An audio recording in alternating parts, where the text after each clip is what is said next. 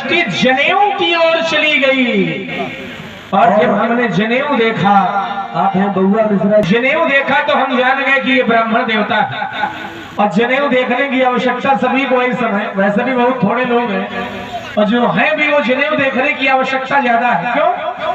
क्योंकि सही बात यह है कि लोग जनेऊ नहीं देखना चाहते, जनेऊ वालों को तो इस समय बिल्कुल नहीं देखना चाहते।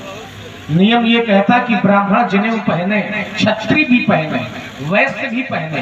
ब्राह्मण कपास का पहने, क्षत्रिय सन का पहने, वैश्य ऊन का पहने। कुछ लोग जनेऊ पहनते हैं तो बिना मंत्र के पहन ले, बिना मंत्र के पहनते हैं, कोई लाभ नहीं। मंत्र से पहने, मंत्र से उतारे। नियम तो यहाँ तक यज्ञोपवीत का है कि 5 वर्ष में ब्राह्मण का जनेऊ हो जाना चाहिए। 5 में न हो तो 8 में तो हो ही जाए। 11 वर्ष की अवस्था में क्षत्रिय बालक का जनेऊ हो जाना चाहिए। 12 वर्ष में वैश्य का जनेऊ हो जाना चाहिए। लेकिन अब स्थिति इतनी खराब है कि कहो फलदान न चढ़े तो कहो पूरी जिंदगी जनेऊ न हो।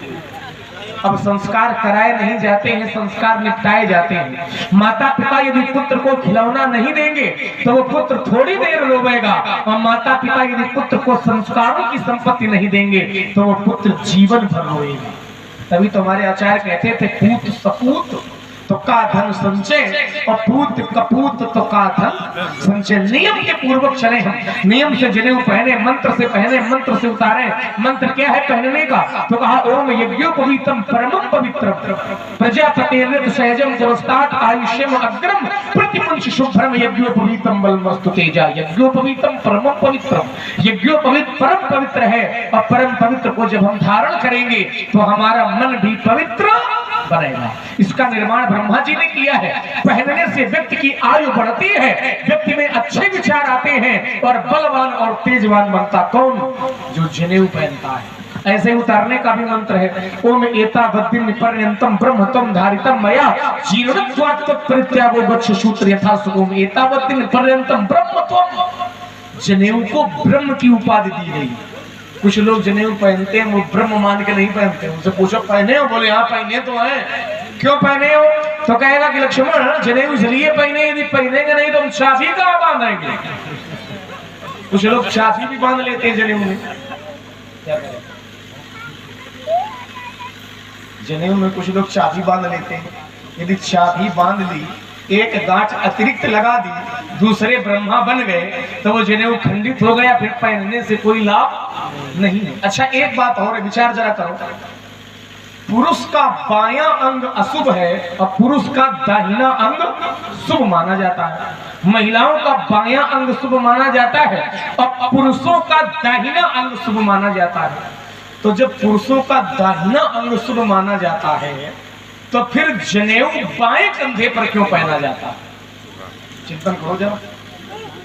जब जनेऊ बाएं कंधे पर पहना जाता है और पुरुषों का होता दाहिना शुभ है, तो फिर बाएं कंधे पर जनेऊ क्यों पहना जाता है? ये विचारनीय बात है। ठीक है। एक बात और है, जिसका विवाह हो जाए वो 6 धागे का जनेऊ पहने, और जिसका विवाह नहीं हुआ है वो 3 धागे का पहने। ऐसा क्यों? व्यक्ति वही है, विवाह के पहले 3 धागे, विवाह के बाद 6 धागे। ऐसा इसलिए हमारे आचार्य कहते हैं कि सतयुग में पहले नारियां भी जनेऊ पहनती थी, स्त्रियों का भी यज्ञोपवीत संस्कार होता था। लेकिन जब से इंद्र की ब्रह्म हत्या के, हमने बताया था वृत्तासुर में इंद्र को ब्रह्म हत्या का पाप लगा, तो जब से इंद्र की ब्रह्म हत्या के पाप का 1/4 भाग नारियों ने ले लिया, तब से नारियां अपवित्र कही गई, और नारियों का जनेऊ भी अब पुरुषों को पहनना। यही कारण है कि जब विवाह होता है तो कन्या के द्वार पर दुर्गा जनेऊ, अब इनका तो हुआ नहीं तो कहा जाए, ये सब बात है। दुर्गा जनेऊ की व्यवस्था होती है और नारी का जनेऊ पुरुष को पहनना पड़ता है। ये यज्ञोपवीत की महिमा है ना। तो मैंने यज्ञोपवीत देखा, मैं जान गया कि ये ब्राह्मण है, हम क्षत्रिय हैं। सच्चा क्षत्रिय वही है जो ब्राह्मणों की सेवा करे, जो ब्राह्मणों का सम्मान करे, और फिर हमारा तो जन्म ब्राह्मणों की कृपा से हुआ। 100 वर्ष का क्षत्रिय और 10 वर्ष का ब्राह्मण बालक, तो 10 वर्ष का ब्राह्मण बालक 100 वर्ष के क्षत्रिय के लिए पिता के समान है।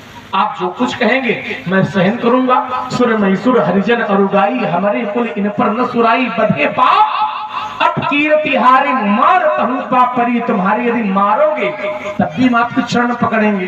कोटि पुलिस सम वचन तुम्हारा, व्यर्थ धरो धनुबान कुठारा। यदि मैंने कुछ अनुचित कह दिया है तो